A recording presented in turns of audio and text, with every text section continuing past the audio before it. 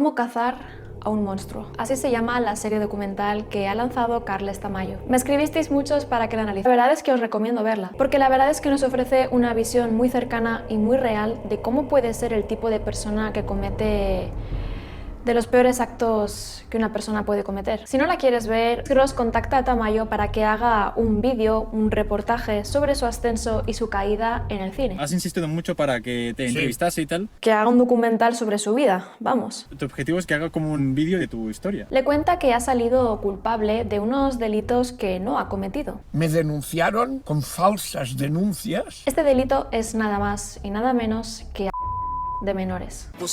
Por lo visto, Tamayo y este señor se conocían de toda la vida, del pueblo, porque él, además de profesor, era el dueño del cine. Y como Tamayo siempre ha sido muy aficionado al cine, pues se conocían. Entonces Tamayo se pregunta, si este hombre ha salido culpable, ¿por qué no está en la cárcel? Y se pone a investigar y empieza a contactar a diferentes víctimas, descubriendo que hay muchísimas más de las que constan en la sentencia, ya que Lluís Gross lleva de menores desde los años 70. Casos de los años 80 y ahora casos de los años 70. Y ahí es cuando decide que va a destapar toda la verdad y que va a meter a este hombre en la cárcel. Cadem.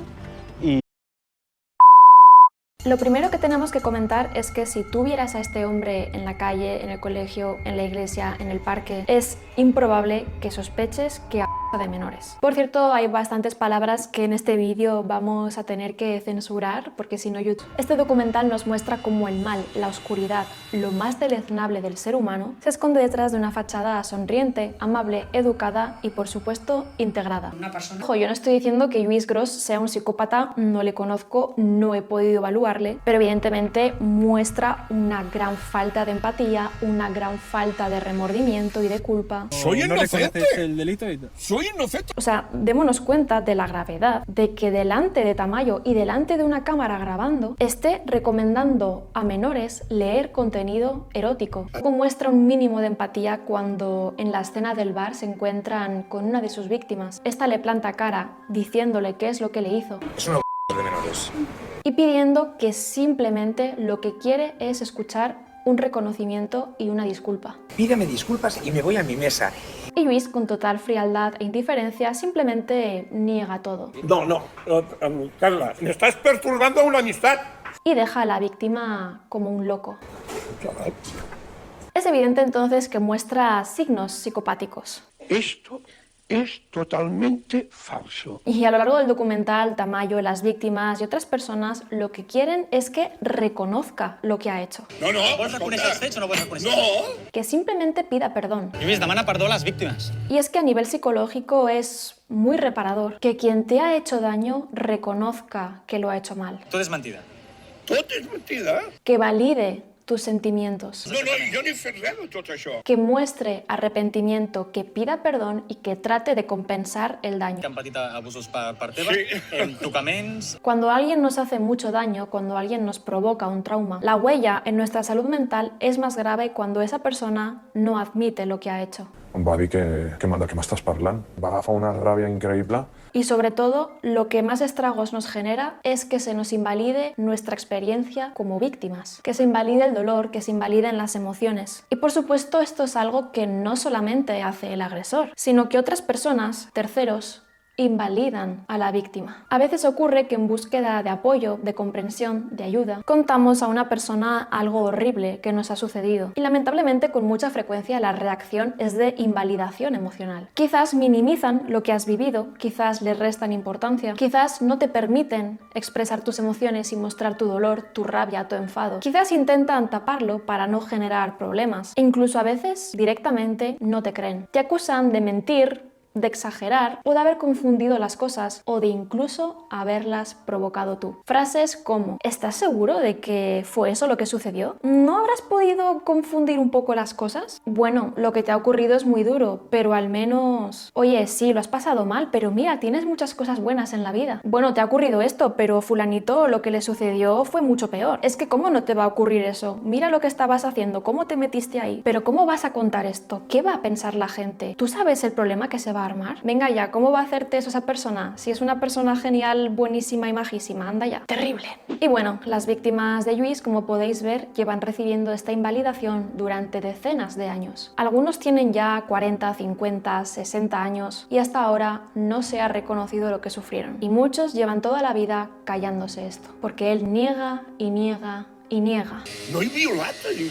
Es por esto que cuando tú eres víctima y conoces casos de otras víctimas, Y con el mismo modus operandi que había utilizado conmigo. aunque evidentemente no te alegras de que a otras personas les haya ocurrido lo mismo, valida tu vivencia y te da fuerza. Cuando crees que eres la única persona que ha vivido eso, es más fácil que llegues a invalidarte tú mismo, Yo no conocía que hubiera habido más casos. en juzgarte, en pensar que tienes la culpa, en que te lo mereces, en castigarte, en aislarte. Me impactó mucho una de las víctimas que recibió cuando tenía solamente 10 años y hasta los 30 jamás se lo había contado a nadie. ¿Y tú esto cuándo se lo contaste a alguien? A los 30 años. Imagina el impacto de cargar con eso tú solo tantos años. Horrible. Afortunadamente esta persona fue a terapia y en el documental vemos cómo pide acudir a la escena donde se cometió el Sí que es verdad que me gustaría pues volver ya de adulto. como un ejercicio de exposición y de superación de ese trauma. Desafortunadamente la realidad es que en muchísimos casos jamás reciben la validación, reconocimiento, perdón y compensación del agresor. Y en este sentido no me refiero solamente a casos de menores. Podemos hablar de parejas maltratadoras, podemos hablar de padres negligentes o abusivos, podemos hablar de Hay personas que jamás van a admitir lo que te han hecho. Jo ni ho recordo.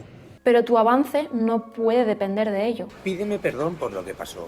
Que tu agresor reconozca y pida perdón ayuda mucho a nivel psicológico, pero no es imprescindible para sanar y avanzar. Es escalofriante cuando Tamayo le menciona a Lluís todos los casos de que ha cometido. Tu no penses en els afectats, en com has pogut canviar la vida? Le menciona lugares, testimonios, nombres de víctimas. Lluís simple y llanamente niega todo, No, jo no he afectat a ningú. con una frialdad y una indiferencia que asusta. Hasta muestra como una irritabilidad de ¿por qué me vienes a molestar con esto? Això no vull ni sentir-ho ni a parlar jo. Así que sigamos con el perfil psicológico de Lluís. Otro comportamiento también bastante psicopático que muestra es el de la planificación. Los abusos no sucedían de una manera repentina, aleatoria, inesperada, puntual. Eran preparados y organizados, calculados de manera fría y perversa. Él hacía lo necesario para estar en aquellos sitios, circunstancias y momentos que permitieran de menores. Buscava sempre estar envoltat de nens. Por ejemplo, se hace profesor en diferentes colegios, se mantiene muy cerca de centros religiosos, se compra una casa e invita a chavales a... Hija, toca el violín. Ha interiorizado a lo largo de los años que es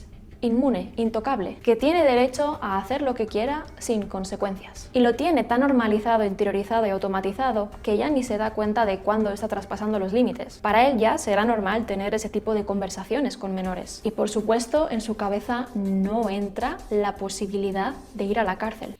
Em fugaré. Llevo toda la vida haciendo lo que quiero sin ningún tipo de consecuencia, ¿cómo voy ahora a entrar a la cárcel a mi edad? Aquí evidentemente procede señalar que gran parte de la culpa de que este hombre haya hecho lo que haya querido es que no se le hayan parado los pies. Porque fijaos si son bastantes las víctimas y los testigos que sabían o que sospechaban lo que Lluís hacía. Es lo típico que todo el mundo sabe y no a la vez. Pero socialmente esto ha sido hasta hace poco más tabú. No se le daba la importancia necesaria o se trataba de enmascarar. Padres que no quieren que se sepa lo que su hijo ha vivido. Adultos que no creen a los menores, sobre todo si el agresor es una figura de autoridad o alguien socialmente muy aceptado o incluso amado. Instituciones que priorizan cuidar su imagen antes que denunciar y entonces hacer público lo sucedido. Una sociedad mucho menos concienciada con estas cuestiones, sobre todo a la hora de cómo detectarlas y de cómo se debe actuar. En ese sentido quiero pensar que ha habido un gran avance. Pero el caso es que la sociedad, el sistema, han confirmado la idea que tiene Lluís de que es intocable y de que se merece un trato especial. Y cuando no recibe este trato especial, este trato intocable,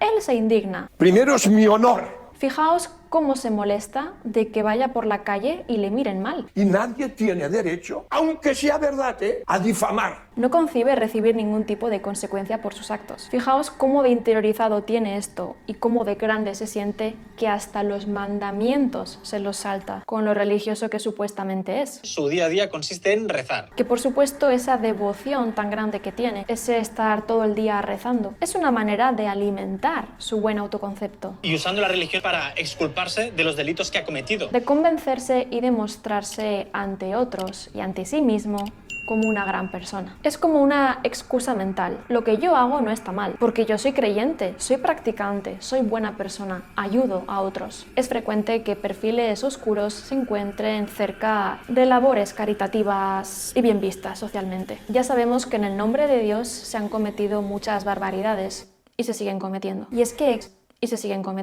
que, ¿qué mejor vehículo para hacer cosas horribles que armarte ese esquema mental de que lo que haces, lo haces bajo el amparo de Dios porque eres un fiel creyente? De alguna manera es como, esta actitud no se me puede reprobar a mí porque yo soy esto. Esta dedicación a Dios es una muy buena manera de alimentar su buena autoimagen, porque Lluís tiene una muy buena imagen de sí mismo. Soc en Lluís Gros i aquesta és la meva història. Él está encantado de ser Lluís Gros. Sí, em dic Lluís Gros i aquesta és la meva història. Y espera, por tanto, tener un trato privilegiado. Lo meu corre pressa. Como podéis ver, por ejemplo, algo que destaca en todo el documental es el victimismo. Él se ve a sí mismo como una víctima. El victimismo es un elemento muy característico de los perfiles narcisistas, porque ellos siempre creen que merecen más y que merecen mejor. Creen que el mundo es injusto con ellos. Tothom combat contra mi. Y siempre echan la culpa a otros de sus errores, de su malestar, de sus problemas. Jamás reconocen hacer algo mal. Por ejemplo, Lluís dice que todo es una confabulación contra él, que todos han puesto de acuerdo, que es un chantaje para sacarle dinero. A mi em demanaven diners. Y cuando esta víctima le confronta en el bar, fijaos cómo utiliza la muerte de su madre. Hace 4 días ha muerto mi madre.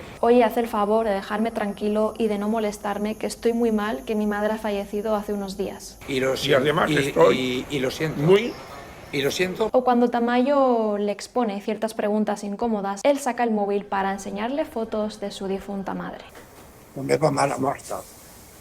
O en muchas ocasiones se victimiza sobre el problema de salud que tiene, la hidrocefalia. Com una persona amb hidrocefàlia pot anar a la presó. Que sabemos es una víctima de los medios de comunicación por difamarle con noticias. También es una víctima de los medios de comunicación por difamarle con noticias. Las barbaridades que han dicho de mí. Literalmente dice que no se puede atentar contra el honor de una persona aunque lo que se diga sea cierto. Y nadie tiene derecho, aunque sea verdad, a difamar. Busca contratar una empresa que elimine lo que se dice de él. También utilizaba el argumento de autoridad como jefe cuando estaba en el cine. Mi palabra contra la del director. Tenemos ese abuso de autoridad en forma de profesor, tenemos ese abuso de autoridad en forma de jefe. ¿De verdad alguien me iba a creer? Y también tenemos ese abuso de autoridad en el sentido de contrato a chavales en situaciones de vulnerabilidad y migrantes. De hecho, nos cuentan que Lluís solía viajar a Marruecos a visitar a familiares de sus trabajadores. Viajes en los que además disfrutaba mucho de juntarse con jóvenes y con niños. Claro, la gente estaba encantada de sus visitas porque les ayudaba económicamente.